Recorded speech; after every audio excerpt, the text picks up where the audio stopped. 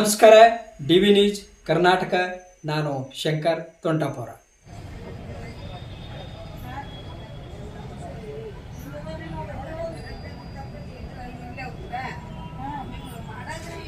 ಮಾಜಿ ಮಹಿಳಾ ಸಂಘಟನೆ ವತಿಯಿಂದ ಇವತ್ತಿನ ದಿವಸ ನಾವು ಮುಖ್ಯವಾದಂಥ 5 ಬೇಡಿಕೆಯೊಂದಿಗೆ ರಾಜ್ಯಪಾಲರಿಗೆ ಸಹಿ ಸಂಗ್ರಹಣೆ ಮಾಡಿ ಓಣಿಗೆ ಹೋಗಿ ಸಹಿ ಸಂಗ್ರಹಣೆ ಮಾಡಿ ರಾಜ್ಯಪಾಲರಿಗೆ ನಾವು ಮನವಿ ಪತ್ರ ಸಲ್ಲಿಸಿವಿ. ಏನು ಮನವಿ ಪತ್ರ ಸಲ್ಲಿಸಿವಿ ಅಂದ್ರೆ ನಾವು ಬೆಲೆ ಏರಿಕೆ ನಿಯಂತ್ರಣ ಮಾಡಬೇಕು, ಹಾಗೂ ನಮ್ಮ ಕೇರಳ ಮಾದರಿಯೊಳಗೆ 14 ಪದಾರ್ಥವನ್ನು ರೇಷನ್ ಒಳಗೆ ಕೊಡಬೇಕು, ಸಾರ್ವತ್ರಿಕ ರೇಷನ್ ಪ್ರಣಾಳಿಯನ್ನು ಬಲಿಷ್ಠ ಮಾಡಬೇಕು.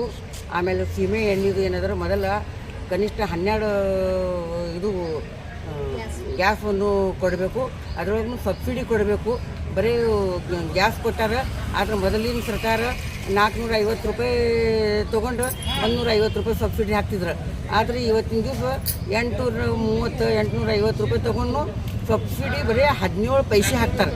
ಆ 17 ಪೈಸೆ ಅಂದರೆ 17 ರೂಪಾಯಿ ಹಾಕಿದರೆ ಏನಿದೆ 17 ಪೈಸೆ ಅನ್ಕಿಸಿನ ಸಬ್ಸಿಡಿ ಅನ್ಕಿಸಿನ ಮೆಸೇಜ್ ಬರ್ತದೆ. ಅದು ಯಾವ ಲೆಕ್ಕಕ್ಕೆ ಅನ್ಕಿಸಿ ನಾವು ಇವತ್ತಿನ ದಿವಸ ಅಖಿಲ ಭಾರತ ಜನವಾದಿ ಮಹಿಳಾ ಸಂಘಟನೆಯಿಂದ ಕೇಳಿದ್ವು. 5 ಇದರದಿಂದ ಅದು ಮಾನವ ಹಕ್ಕು ಇದರ ದಿವಸ ಕೊಡೋದಿತ್ತು 10ನೇ ತಾರೀಕಿಗೆ.